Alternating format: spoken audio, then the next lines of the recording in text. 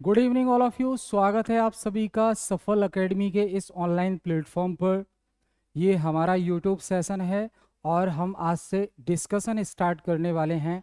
आपके जीएस के जो क्वेश्चंस पूछे गए हैं प्रीवियस एग्जाम में वो हम डिस्कस करना शुरू कर रहे हैं। ठीक है, तो इससे एक आइडिया रहेगा आपको कि आप जिस बिहाफ पे तैयारी कर रहे हैं उसको एक सही डायरेक्शन मिलेगा और आपकी जो तैयारी है वो आगे सही डायरेक्शन में रहेगी, क्योंकि आपको आइडिया रहेगा कि जो टॉपिक हम क्लास में पढ़ रहे हैं उससे कैसे कैसे क्वेश्चंस बन सकते हैं और कैसे कैसे क्वेश्चंस पूछे गए हैं।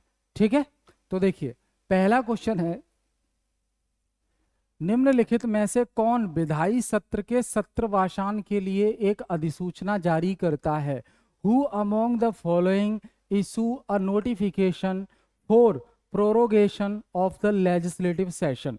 जो संसद का सत्र होता है, जो संसद का सत्र होता है, पार्लियामेंट का सेशन होता है, उसके लिए अधिसूचना जारी कौन करता है? उसके लिए नोटिफिकेशन जारी कौन करना है कि ये जो है होनी चाहिए? ठीक है, ये जो है होनी चाहिए, तो ये याद रखना है आपको। क्लियर? तो बताइए, आंसर दीजिए। आंसर देंगे तो ऑप्शन देखिए, लोकसभा अध्यक्ष, राज्यसभा अध्यक्ष, राष्ट्रपति या प्रधानमंत्री। तो अधिसूचना जारी कौन करता है? तो प्रेसिडेंट जारी करता है। कौन? प्रेसिडेंट।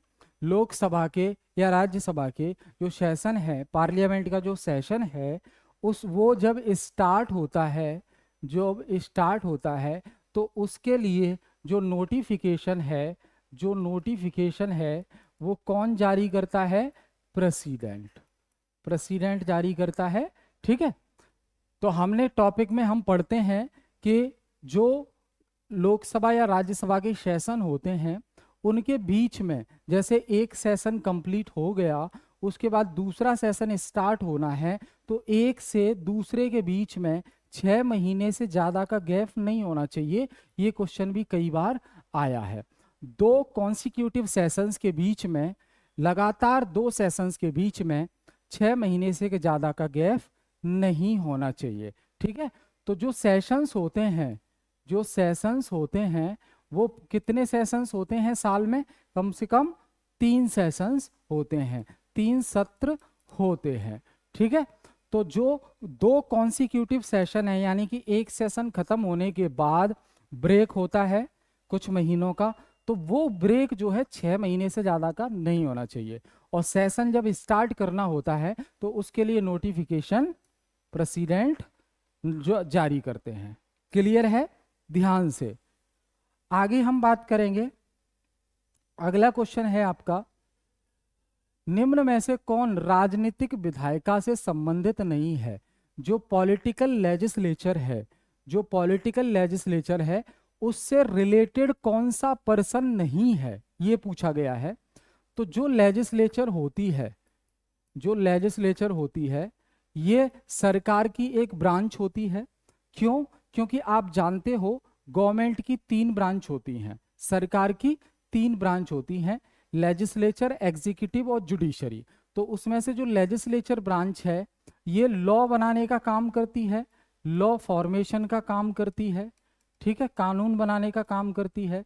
और सेंटर लेवल पर लेजिस्लेचर के जो मेंबर होते हैं उन्हें एमपी कहा जाता है, यानी कि member of parliament, member of parliament.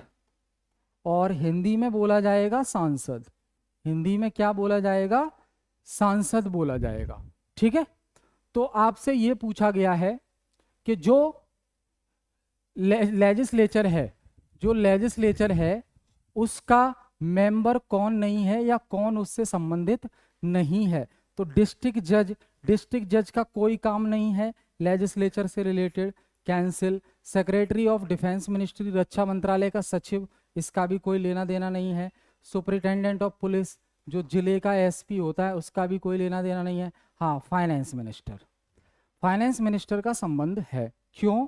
क्योंकि देखिए जो भी मंत्री बनते हैं, जो भी मंत्री बनते हैं भारत सरकार में, वो मंत्री या तो लोकसभा के मेंबर होते हैं, यानी कि लोकसभा का चुनाव लड़के आए होते हैं वो, या राज्यसभा के मेंबर होते हैं, राज्यसभा का चुनाव लड़के आए होते हैं। तो लोकसभा और राज्यसभा के मेंबर को मेंबर ऑफ पार्लियामेंट बोलते हैं, यानी कि संसद के सदस्य हो गई है। और संसद क्या है? संसद लेजिस्लेचर ही तो है जो इंडिया के लिए लॉ बनाने का काम करती है। तो इन्हीं एमपी में से किसी को मिनिस्टर बना दिया जाता है। तो फाइनेंस मिनिस्टर भी एमपी हुए, मेंबर ऑफ पार्लियामेंट हुए। तो लेजिस्लेचर से संबंधित कौन हुआ? Finance minister. Current finance minister कौन है अगर पूछा जाए तो निर्मला सीतारमण। कौन है current finance minister? Nirmala Sitharaman. Nirmala Sitharaman जो है करंट फाइनेंस मिनिस्टर हैं। ठीक है, याद रखना है आपको, Nirmala Sitharaman current finance minister हैं। पिछली सरकार में भी यही थी और अभी भी यही है। क्लियर? आगे चलें। निम्न में से संसद में किस प्रावधान का बदलाव के लिए विशेष बहुमत की आवश्यकता होती है?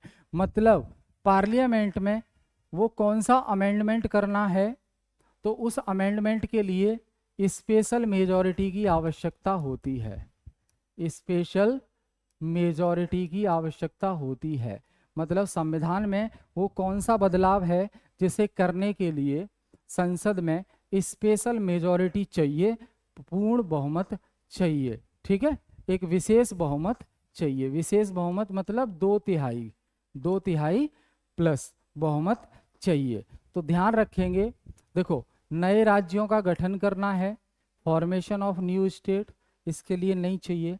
Abolition of state legislative council नहीं। For rules and implementation in parliament नहीं। तो देखो फंडामेंटल राइट्स में अगर कोई बदलाव करना है तो उसके लिए स्पेशल मेजॉरिटी चाहिए।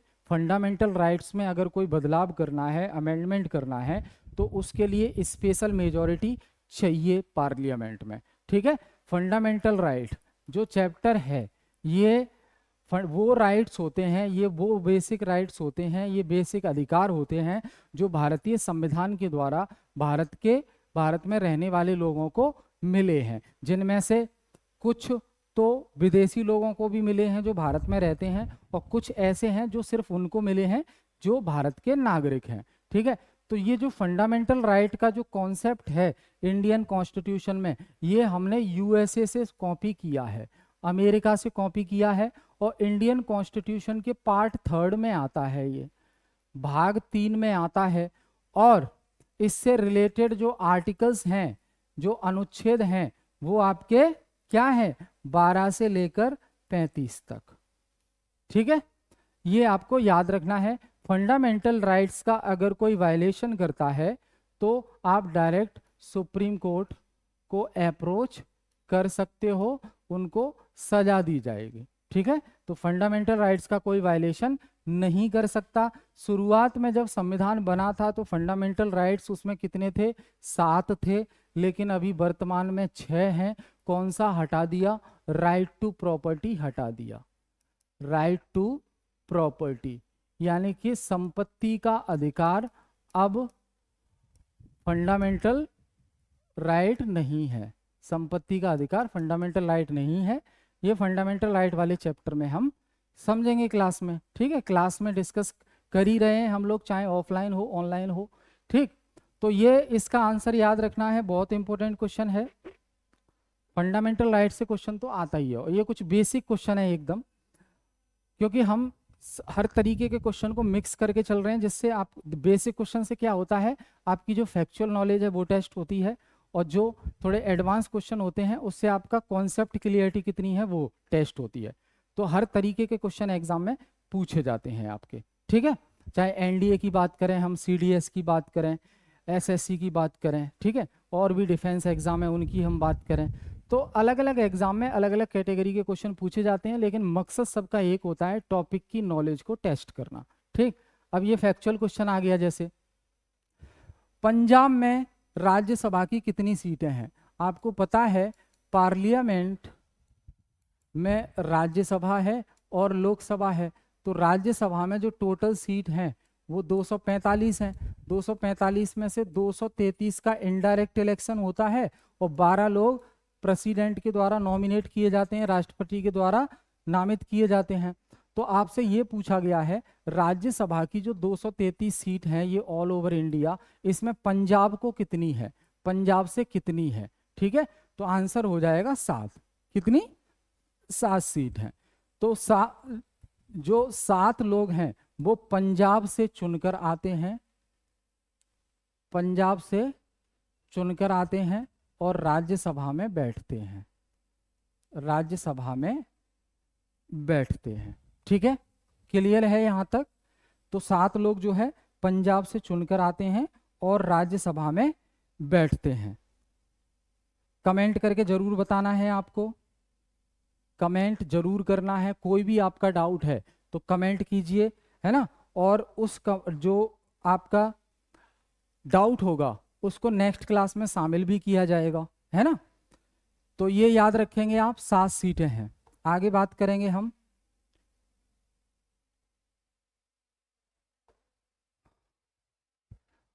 अगला है गोवा। गोवा की सीट पूछ ली है।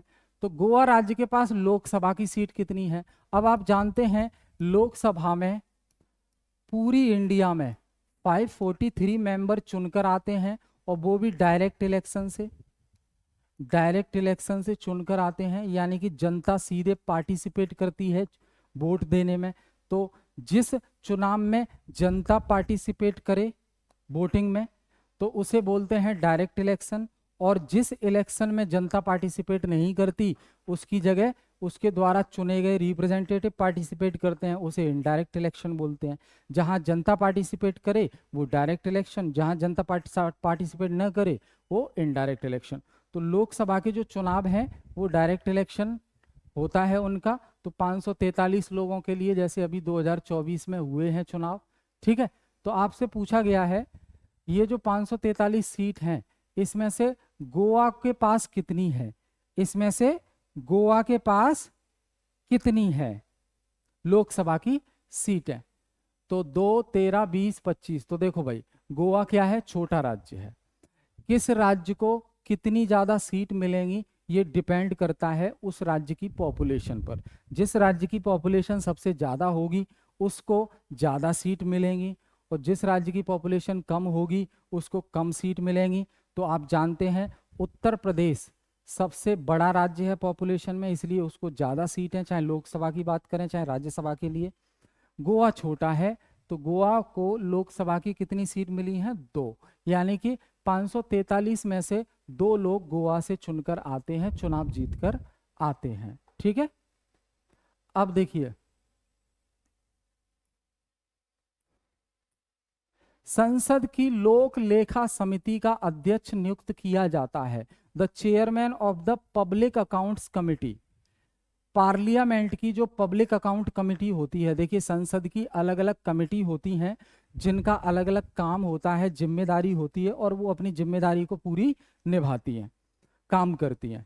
तो पार्लियामेंट की जो पब्लिक अकाउंट कमिटी है यानी कि लोक लेखा समिति का अध्यक्ष नियुक्त किया जाता है। किसके द्वारा नियुक्त किया जाता है? अध्यक्ष।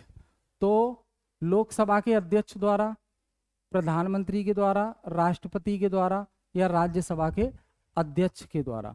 तो लोकसेवा समिति का अध्यक्ष नियुक्त किया जाता है किसके द्वारा?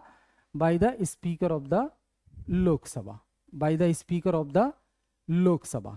क्लियर है? ठीक है, तो स्पीकर ऑफ द लोकसभा के द्वारा नियुक्त किया जाता है। तो ये याद रखेंगे आप, क्योंकि देखिए लोकसभा में जैसे ये लोकसभा का हॉल है तो यहाँ पे जो व्यक्ति बैठा रहेगा और यहाँ पे सब मेंबर बैठे रहते हैं, यहाँ पे ये जो व्यक्ति बैठा है इसे ही बोलते हैं लोकसभा स्पीकर। लोकसभा स्पीकर ये बड़ा पावरफुल होता है, पूरे सदन को चलाने की जिम्मेदारी होती है इसकी। टीवी पर आप देखते ही होंगे ये जो मेंबर ऑफ पार्लियामेंट हैं, लोकसभा के सदस्य, बड़ी बहस करते हैं। तो सबको हैंडल करना, सबको बराबर समय देना, सबकी बात सुनना, जो बर्निंग इशू है, जो ज्वलित मुद्दा है, उस पर डिस्कशन करना, जनता की भलाई के लिए कानून बनाना, ये सब सदन को अच्छे से चलाने की जिम्मेदारी लोकसभा स्पीकर की होती है। और लोकसभा स्पीकर के नीचे, लोकसभा स्पीकर के बाद डेप्यूटी स्पीकर भी होता है, डेप्यूटी स्पीकर भी होता है ना। तो जब लोकसभा स्पीकर एब्सेंट होता है तो उसकी जगह डेप्यूटी स्पीकर जो है ये काम संभाल लेता है। क्लियर? चलिए आगे देखेंगे। भारतीय संसद की लोक लेखा समिति का अध्यक्ष कौन होता है? तो अब पूछा गया है पार्लियामेंट की जो पब्लिक अकाउंट कमेटी है उसका अध्यक्ष कौन बनता है। अभी पूछा गया था कि पब्लिक अकाउंट कमेटी का चेयरमैन कौन अपॉइंट करता है, तो वो लोकसभा का स्पीकर अपॉइंट करता है किसको बनाना है। अब पूछा गया है कि पब्लिक अकाउंट कमेटी का अध्यक्ष बनेगा कौन। ठीक है, तो option A leader of the opposition party, option B speaker of the Lok Sabha, option C deputy speaker of the Lok Sabha और option D chairman of Rajya Sabha. Answer दीजिए कौन बनेगा। तो आंसर हो जाएगा आपका speaker of the opposition party, तो leader of the opposition party. ठीक है, चुनेगा कौन? लोकसभा का स्पीकर। बनेगा कौन? विपक्षी दल का नेता, लीडर ऑफ द अपोजिशन। ठीक है, क्लियर है? चलिए आगे बात करेंगे। Which parliamentary committee in India is usually chaired by prominent member of the opposition. Opposition के मेंबर के द्वारा कौन सी पार्लियामेंट की कमेटी चेयर्ड की जाती है, यानी कि वो कौन सी पार्लियामेंट्री कमेटी है जिसका चेयरमैन अपोजिशन लीडर का नेता बनता है। तो अभी हमने बात की है पब्लिक अकाउंट कमेटी। ठीक है, घुमा के क्वेश्चन पूछे जाते हैं। ठीक है, अगला, भारतीय संसद की सबसे बड़ी समिति कौन सी है? Which is the largest committee of the Indian parliament. तो इसका आंसर हो जाएगा प्राकलन समिति, यानी कि एस्टीमेट कमेटी। ये भी एक कमेटी होती है, एस्टीमेट कमेटी एस्टीमेट कमेटी। तो प्राकलन समिति जो है सबसे बड़ी कमेटी होती है पार्लियामेंट की, तो ये याद रखना है आपको। आगे, भारतीय संसद में निम्न में से बजट प्रस्तुत कौन करता है? आपको पता है कि फरवरी में हर साल जनरल बजट पेश किया जाता है, पूरे देश का आने वाली साल के लिए बजट पेश किया जाता है। बजट पेश कहाँ होता है? लोकसभा में होता है। आपको पूछा जा रहा है कि उस बजट को पेश कौन करता है। तो देखो, आरबीआई के गवर्नर करते हैं क्या? नहीं। बजट मंत्री करते हैं? नहीं। वित्त मंत्री करते हैं? हाँ। वित्त सचिव? नहीं। तो देखो, जो बजट होता है, बजट, सबसे पहले तो याद रखेंगे आप कि बजट तो हम आम भाषा में इस्तेमाल करते हैं। बजट नाम का शब्द इंडियन कॉन्स्टिट्यूशन में कहीं नहीं लिखा है। बजट नाम का शब्द इंडियन कॉन्स्टिट्यूशन में कहीं नहीं लिखा है। बजट की जगह इंडियन कॉन्स्टिट्यूशन में क्या लिखा है? Annual financial statement. Annual financial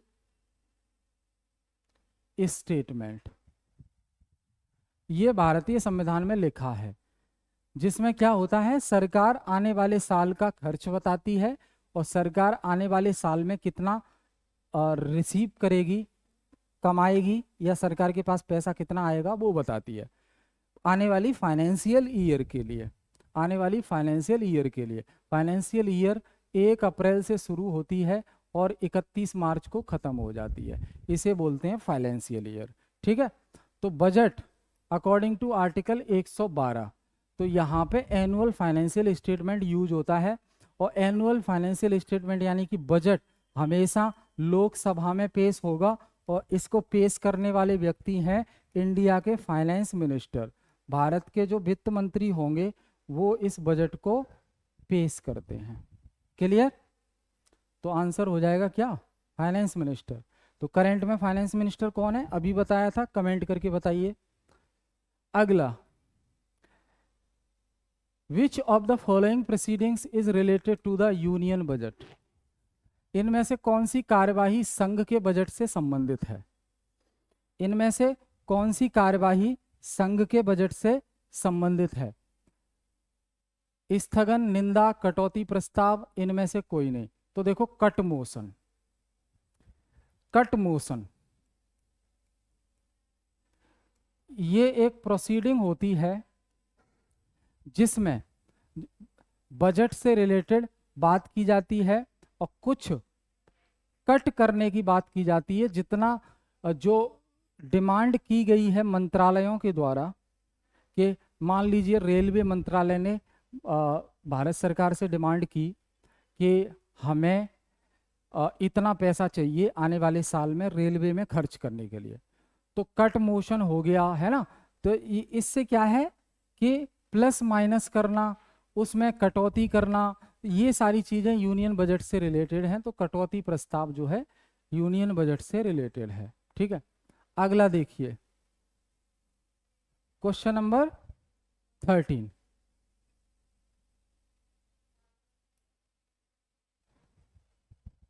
निम्नलिखित में से कौन अविश्वास प्रस्ताव के बारे में सही है? अविश्वास प्रस्ताव मतलब no confidence motion, no confidence motion. No confidence motion क्या होता है पहले तो ये समझ लीजिए। जब अपोजिशन पार्टी रूलिंग पार्टी से यानी कि सरकार से खुश नहीं है या उसको विश्वास नहीं है कि सरकार आगे चला पाएंगे या नहीं, या सरकार सही से चला रहे हैं या नहीं, या इनके पास मेजॉरिटी है या नहीं, तो विपक्षी पार्टी क्या करेगी? सरकार के खिलाफ नो कॉन्फिडेंस मोशन लेके आएगी। नो कॉन्फिडेंस मोशन बिल है, लेके आएगी, यानी कि सरकार पर विश्वास नहीं है कि ये चलेगी भी या नहीं। तो अब आपको बताना है नो कॉन्फिडेंस मोशन से रिलेटेड कौन सी चीज सही है। पहला, इसका संविधान में उल्लेख नहीं है। देखिए सबसे पहले तो याद रखेंगे ये क्वेश्चन आपका 2022 में ही आया है। ठीक है, एनडीए वाले एग्जाम में आया है। क्लियर, याद रखेंगे। अगली बार से मैं ईयर भी मेंशन कर दूंगा हर क्वेश्चन पे। ठीक है, इसका संविधान में उल्लेख नहीं किया गया है। दूसरा, दो अविश्वास प्रस्ताव के बीच 6 माह का अंतर होना चाहिए। जैसे एक नो कॉन्फिडेंस मोशन आया, उसके बाद दूसरा आया, तो दो के बीच में कम से कम 6 महीने का गैप होना चाहिए। लगातार 2 अविश्वास प्रस्ताव एक साथ नहीं आएंगे। ठीक है, तो संविधान में उल्लेख नहीं है, 6 महीने का गैप होना चाहिए। तीसरा, सदन के 100 सदस्यों द्वारा इसे समर्थन मिलना चाहिए, ऐसा बिल्कुल नहीं है। चौथा, इसे केवल लोकसभा में लाया जा सकता है, बिल्कुल इसे केवल लोकसभा में लाया जा सकता है। ठीक है, तो पहला, दूसरा और चौथा ये सही हो जाएगा, यानी कि ये सी आंसर, पहला, दूसरा और चौथा सही हो जाएगा। क्लियर है? क्लियर है यहां तक? ठीक है, तो ये चीज याद रखनी है आपको। आगे, पहले अविश्वास प्रस्ताव और दूसरे अविश्वास प्रस्ताव के बीच कितना गैप अंतर होना चाहिए? ये 2017 में एक बार बेसिक क्वेश्चन पूछा गया था, तो अभी हमने बात की 6 महीने का। ठीक है, आगे, how many members should it have to be recognised as an official opposition party in parliament? क्या पूछ रहा है ये? तो देखो, लोकसभा का जो चुनाव होता है इसमें 543 सीट के लिए होता है। अब 543 में से डिवाइडेड बाई 2+1 यानी कि लगभग 272 सीट मिनिमम जिस पार्टी की आ जाएंगी, यानी कि जिस पार्टी के मेंबर ऑफ पार्लियामेंट 272 कम से कम जीत जाएंगे, उस पार्टी की तो सरकार बन जाएगी, तो वो तो सत्ता पार्टी कहलाएगी।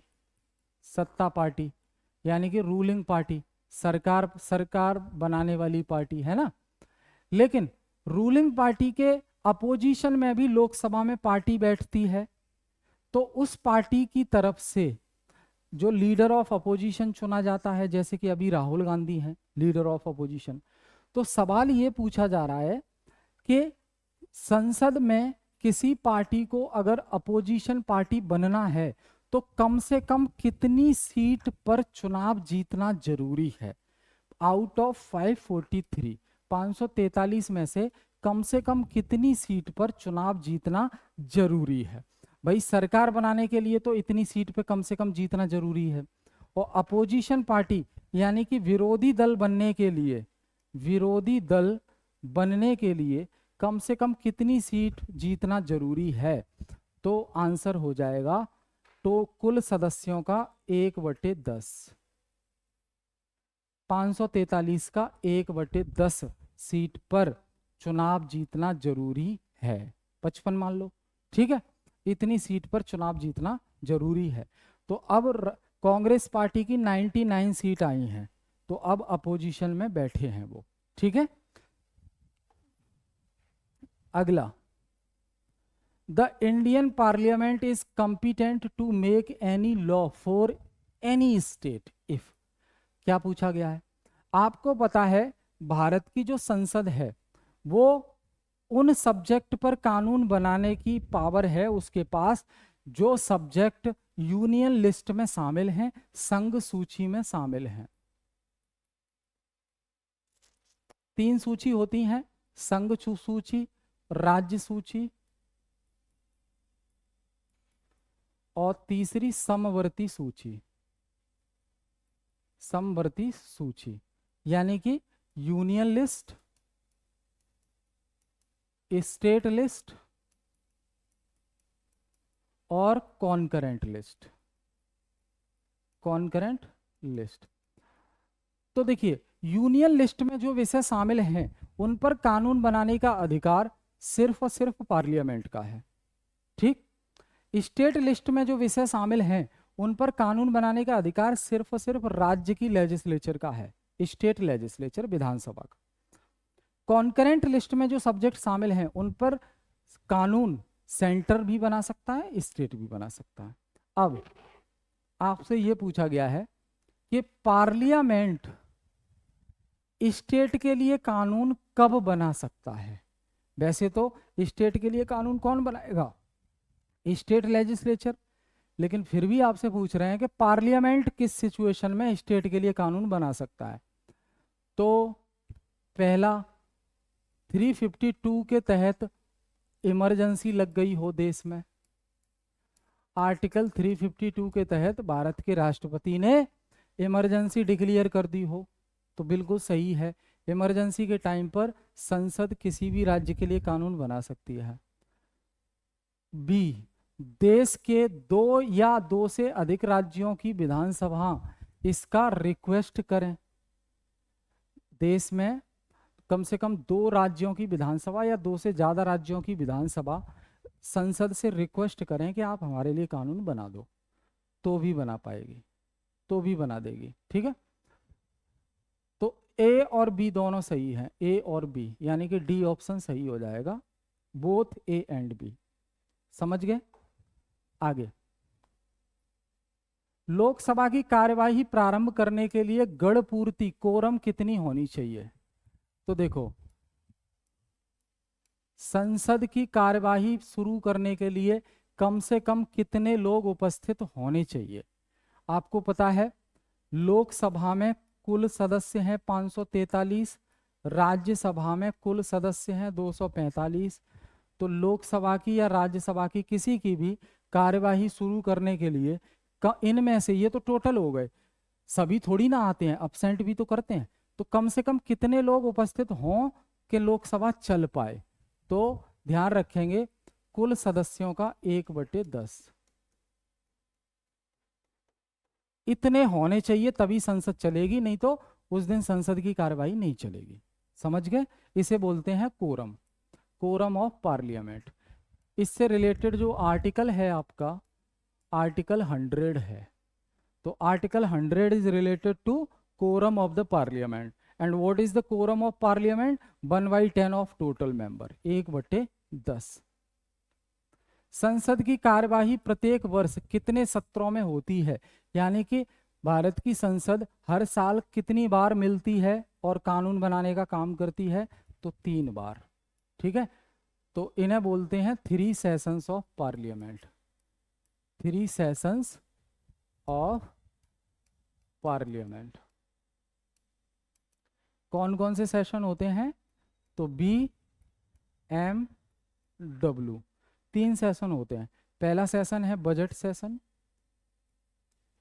बजट सेशन कहते हैं इसको, बजट सत्र। दूसरा मानसून सेशन,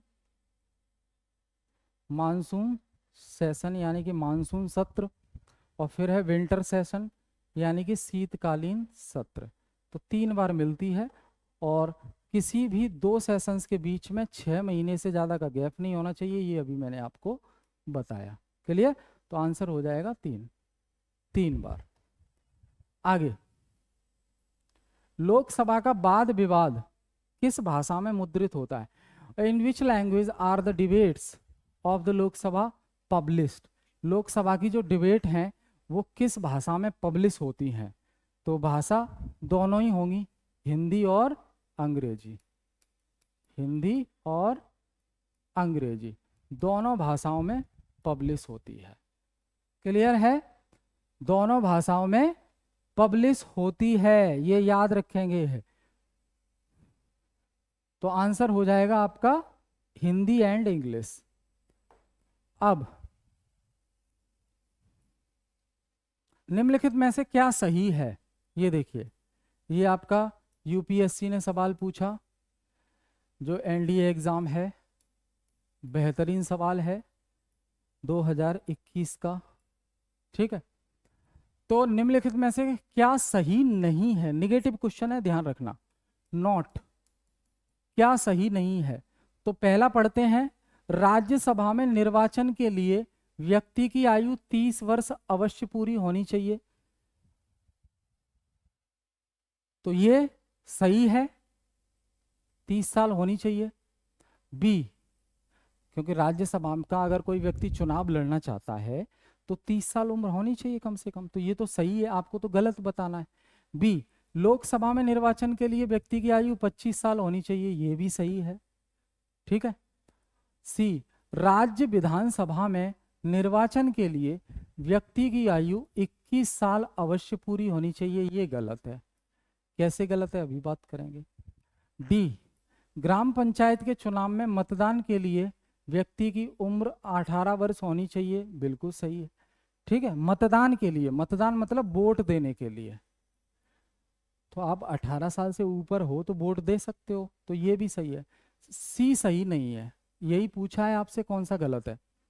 राज्य की तो विधानसभा है, तो ध्यान रखना, विधानसभा का अगर कोई व्यक्ति चुनाव लड़ना चाहता है, वोट देना नहीं, चुनाव लड़ना चाहता है और एमएलए बनना चाहता है, तो उसकी उम्र बेटा 25 साल होनी चाहिए, 21 नहीं, 25 साल होनी चाहिए। ठीक है। वहीं राज्य में विधानसभा के अलावा विधान परिषद भी होती है, जो कि सिर्फ 7 राज्यों में विधान परिषद, तो विधान परिषद का सदस्य बनने के लिए निर्वाचन के लिए 30 साल उम्र होनी चाहिए। तो विधानसभा के लिए 25 और विधान परिषद के लिए 30, याद रहेगा। आगे, लोकसभा के अध्यक्ष का कार्यकाल कितना है? सिंपल है, 5 साल। 5 साल का कार्यकाल होता है लोकसभा का जो स्पीकर बनता है। बेसिक क्वेश्चन है। ठीक है। लोकसभा का जो अध्यक्ष है अपना रेजिग्नेशन किसको देगा? तो देखिए, लोकसभा में है स्पीकर, स्पीकर को ही बोलते हैं अध्यक्ष। स्पीकर के नीचे होता है डेप्यूटी स्पीकर यानी कि उपाध्यक्ष। तो बेटा स्पीकर अपना इस्तीफा किसको देगा? डेप्यूटी स्पीकर को। स्पीकर अपना इस्तीफा किसको देगा? डेप्यूटी स्पीकर को देगा।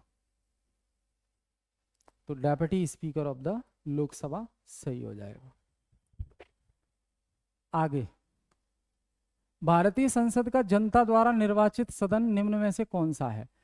अब भारत की संसद में 2 सदन होते हैं। There are 2 houses in Indian parliament.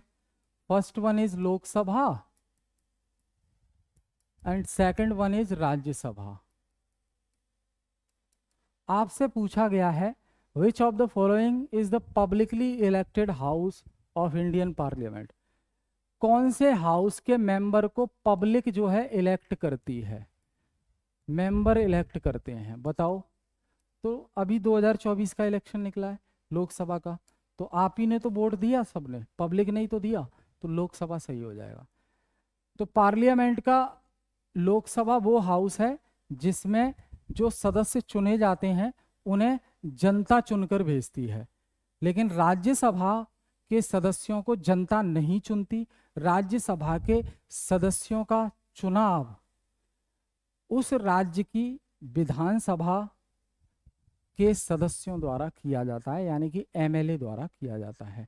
Lok Sabha के सदस्यों को जनता वोट देती है और राज्यसभा के सदस्यों को उस राज्य के एमएलए वोट देते हैं।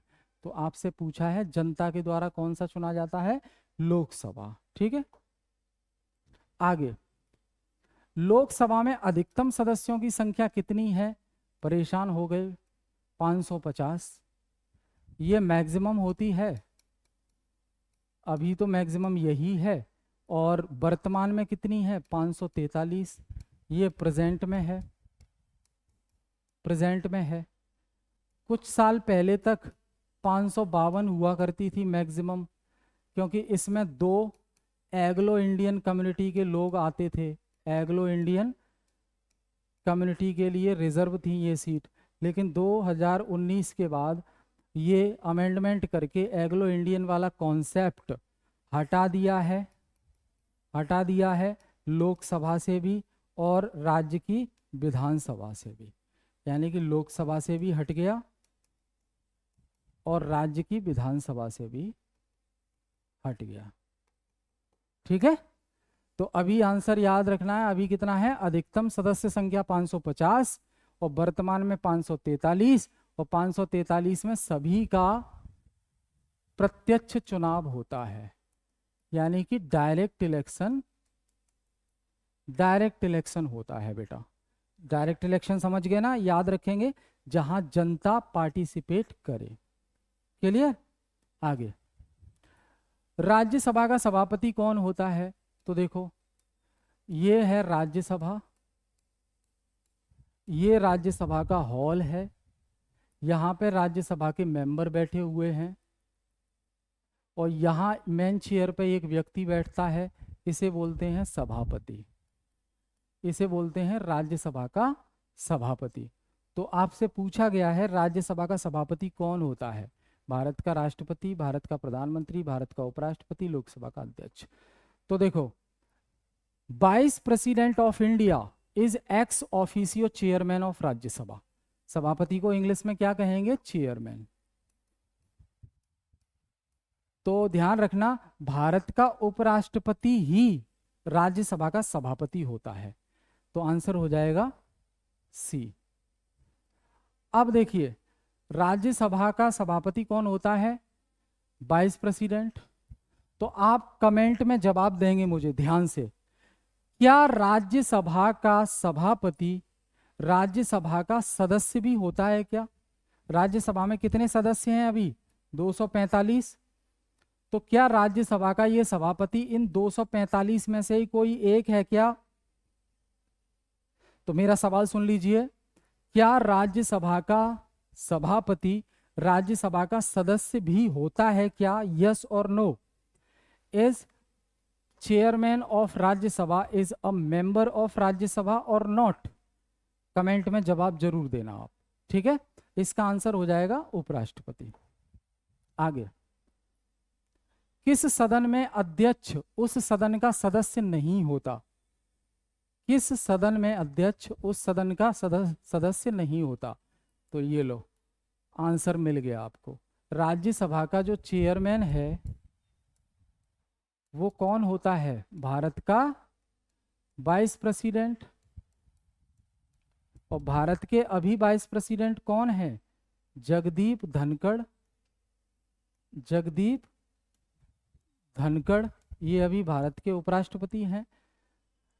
तो राज्यसभा का चेयरमैन होता है वाइस प्रेसिडेंट, और राज्यसभा का चेयरमैन वाइस प्रेसिडेंट है, इसका मतलब राज्यसभा का चेयरमैन राज्यसभा के जो कुल सदस्य हैं 245, इनमें से कोई एक नहीं है तो सदस्य नहीं हुआ।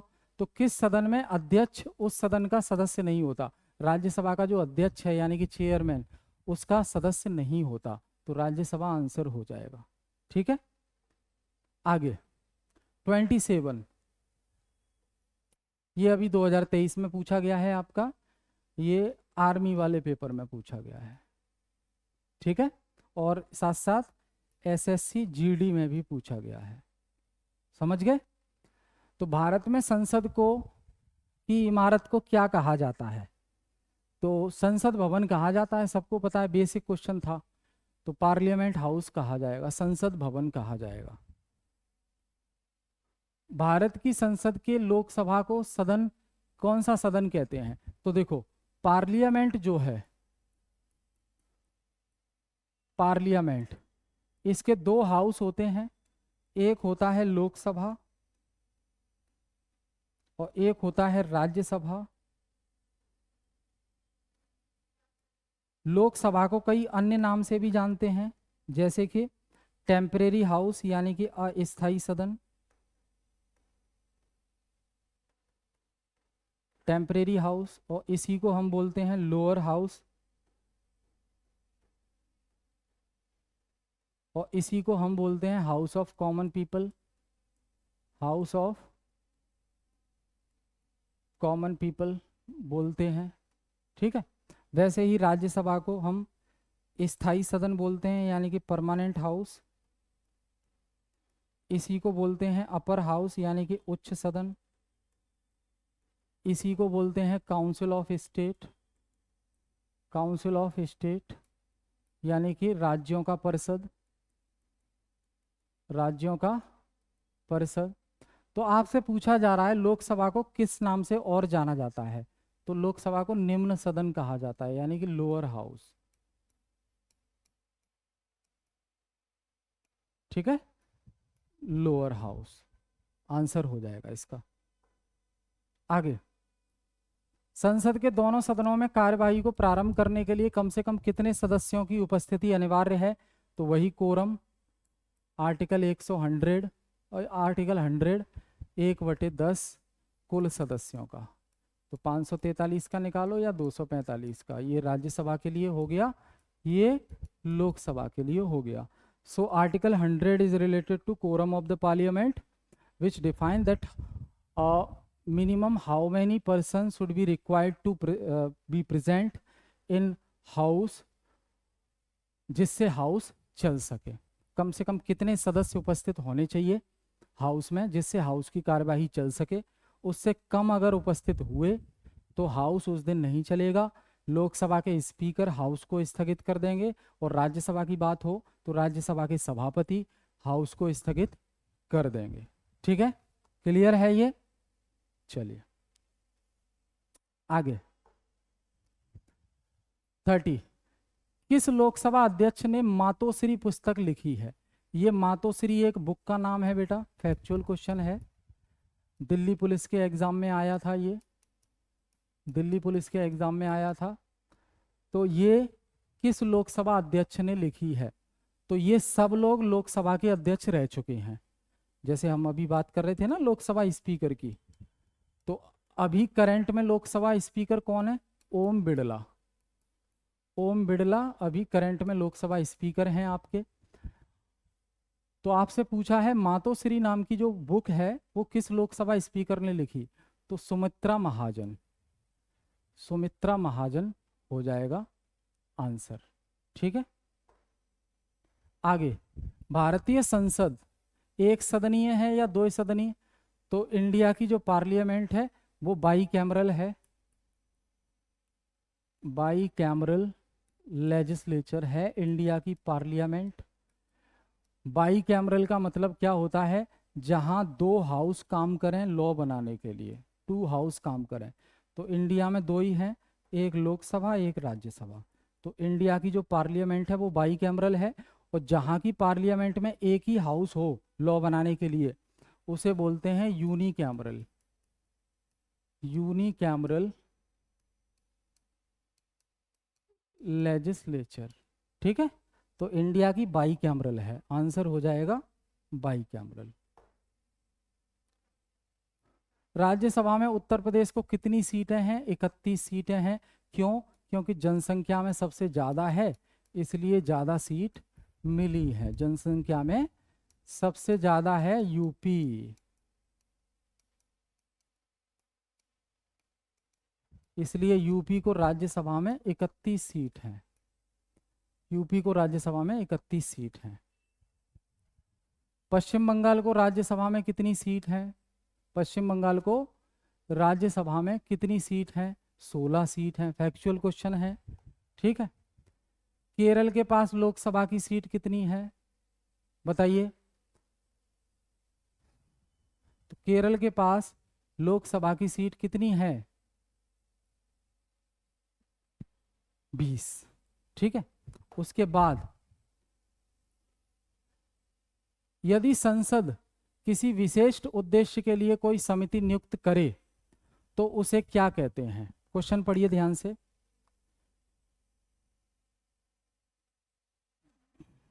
आंसर देंगे सभी। यदि संसद किसी विशिष्ट उद्देश्य के लिए कोई समिति नियुक्त करे तो उसे क्या कहेंगे? स्टैंडिंग कमेटी, एडहॉक कमेटी, या जॉइंट कमेटी, या स्टैंडिंग कमेटी? बताएं सभी लोग, आंसर दीजिए। Question number 30। तो इसका आंसर जो है तदर्थ समिति यानी कि एडहॉक कमेटी हो जाएगा, है ना। यदि संसद किसी विशेष उद्देश्य के लिए कोई कमेटी अपॉइंट करती है तो उसे क्या कहेंगे? एडहॉक कमेटी कहेंगे, ठीक है। अभी बात की हमने संसद में अलग अलग कमिटीज होती हैं अलग अलग काम के लिए। इनमें से कौन समिति संसद की स्थायी समिति नहीं है? कौन सी परमानेंट कमेटी नहीं है? तो लोक लेखा समिति परमानेंट है, प्राकलन समिति परमानेंट है, सार्वजनिक उपक्रम समिति परमानेंट है, वित्त मंत्रालय के सलाहकारी समिति, advisory committee of the ministry of finance, ये परमानेंट नहीं होती, ठीक है। 37, भारत में किसकी स्वीकृति के बिना कोई भी सरकारी खर्च नहीं हो सकता? बड़ा ही अच्छा क्वेश्चन है। भारत में किसकी स्वीकृति के बिना कोई भी सरकारी खर्च नहीं हो सकता? बताइए। तो देखिए, एक फंड होता है कंसोलिडेटेड फंड ऑफ इंडिया, ठीक है, यानी कि भारत की संचित निधि, ठीक है। तो कंसोलिडेटेड फंड ऑफ इंडिया में क्या होता है? सरकार की जितनी इनकम होती है वो सब यहां आके जमा होती है और फिर इसी इनकम में से सारे सरकारी खर्च किए जाते हैं, यानी कि सरकार फिर इसी में से खर्च करती है। तो सरकार एक सिंगल रुपया भी खर्च करने के लिए सरकार को परमिशन लेनी होती है, किसकी? तो वही सवाल पूछा गया है कि भारत में किसकी स्वीकृति के बिना कोई भी सरकारी खर्च नहीं किया जा सकता। अगर no government expenditure can be made in India without whose approval, किसका अप्रूवल लेना जरूरी है कोई भी सरकारी खर्च करने के लिए? तो संसद का अप्रूवल लेना जरूरी है। बिना पार्लियामेंट की परमिशन के, बिना पार्लियामेंट की परमिशन के आप कंसोलिडेटेड फंड ऑफ इंडिया में से एक सिंगल पैसा भी नहीं निकाल सकते, सरकार खर्च नहीं कर सकती। अब कंसोलिडेटेड फंड ऑफ इंडिया में से सबकी सैलरी दी जाती है, सुप्रीम कोर्ट के जजेस की दी जाती है, राष्ट्रपति की दी जाती है, वाइस प्रेसिडेंट की दी जाती है, सब जो सेंट्रल गवर्नमेंट के होते हैं उनकी, ठीक है। आगे, सरकार द्वारा प्रस्ताव मांग की राशि कम करके 1 रुपया करने संबंधी प्रस्ताव को क्या कहते हैं? The proposal by the government to reduce the amount of demand by 1 rupees. 1 रुपये से, जैसे अलग अलग मंत्रालय डिमांड कर रहे हैं कि हमें इतना पैसा चाहिए आने वाली साल में जनता के लिए खर्च करने के लिए, तो उसमें 1 रुपए से उसकी मांग को कटौती करना, कम करना, उसे बोलते क्या है? उसे बोलते हैं बेटा policy cut. Policy cut proposal बोला जाता है उसको। ठीक है, फिर है 39, निम्न में से कौन राष्ट्रपति को उसके कार्यावधि पूर्ण होने से पहले पदमुक्त करने की कार्यवाही को चालू करता है? तो देखो, प्रेसिडेंट को पद से हटाने की जो प्रक्रिया है राष्ट्रपति को जिससे संबंधित आर्टिकल है 52 से लेके 62, तो राष्ट्रपति को पद से हटाने की जो प्रक्रिया है उसको बोलते हैं इम्पीचमेंट प्रोसेस। Impeachment process. ये क्वेश्चन आपका जो है 2018 में पूछा गया, उसके बाद एक बार और पूछा गया है 2021 में। ठीक है, तो निम्न में थोड़ा घुमा के पूछा गया द्वारा, निम्न में से कौन राष्ट्रपति को उसकी कार्यविधि से पूर्ण होने से पहले पदमुक्त कर सकता है? तो राष्ट्रपति को पद से हटाने की जो प्रक्रिया है उसे इम्पीचमेंट प्रोसेस कहते हैं, यानी कि महाभियोग प्रक्रिया। महाभियोग प्रक्रिया कहा जाता है। अब महाभियोग प्रक्रिया स्टार्ट कौन करता है राष्ट्रपति के लिए? तो लोकसभा में होती है, लोकसभा में होती है। और राष्ट्रपति को इसके लिए 14 दिन पहले बताना भी पड़ेगा कि हम आपके खिलाफ महाभियोग प्रक्रिया स्टार्ट कर रहे हैं, यानी कि आपको पद से हटाने की प्रक्रिया हम स्टार्ट कर रहे हैं, ऐसा राष्ट्रपति को बताना पड़ेगा। ठीक है, क्वेश्चन 40, भारत के राष्ट्रपति के बारे में निम्न में से कौन सा कथन सही है? Which of the following statement is correct about the president of India? तो पहला, प्रत्येक आम चुनाव के बाद, यानी कि हर लोकसभा इलेक्शन के बाद संसद का जो फर्स्ट सेशन होगा उसको संबोधित करते हैं, बिल्कुल सही है। बी, प्रत्येक वर्ष के प्रथम सत्र को संबोधन करते हैं, हर साल का जो फर्स्ट सेशन होगा उसको भी संबोधित करते हैं, ये भी सही है। सी, संसद के हर सत्र को संबोधित करते हैं, ऐसा नहीं है, इतना टाइम कहाँ है। ठीक है, तो आ और ब, ए और बी दोनों से डी आंसर हो जाएगा। ठीक है, तो ये हमने कुछ क्वेश्चन किए, 40 क्वेश्चन पार्लियामेंट से रिलेटेड। आगे और एडवांस क्वेश्चन करेंगे, तो जुड़े रहिए सफल एकेडमी के यूट्यूब चैनल के साथ। कोई भी डाउट है कमेंट करके बताइए। वीडियो अच्छा लगता है, यूजफुल है तो शेयर जरूर कीजिए। किसी भी प्रकार की कोई डाउट है आपका एग्जाम से रिलेटेड तो कॉन्टैक्ट नंबर है, आप कॉन्टैक्ट कर सकते हैं, विजिट कर सकते हैं। द्वारिका मोड़ में सेंटर है, वहाँ पे विजिट कर सकते हैं, आपकी जो भी डाउट्स होंगे वो सॉल्व किए जाएंगे। ठीक है, ठीक है, तो अधिक जानकारी के लिए कांटेक्ट कर सकते हैं। और हमारा मकसद है कि आप उस दिशा में तैयारी करें जिससे आपका एग्जाम क्वालिफाई हो। तो टॉपिक पढ़िए और क्वेश्चन प्रैक्टिस कीजिए और प्रीवियस ईयर क्वेश्चन प्रैक्टिस कीजिए। ठीक है, तो फिर मिलेंगे नेक्स्ट सेशन में नए क्वेश्चंस के साथ। Thank you all of you.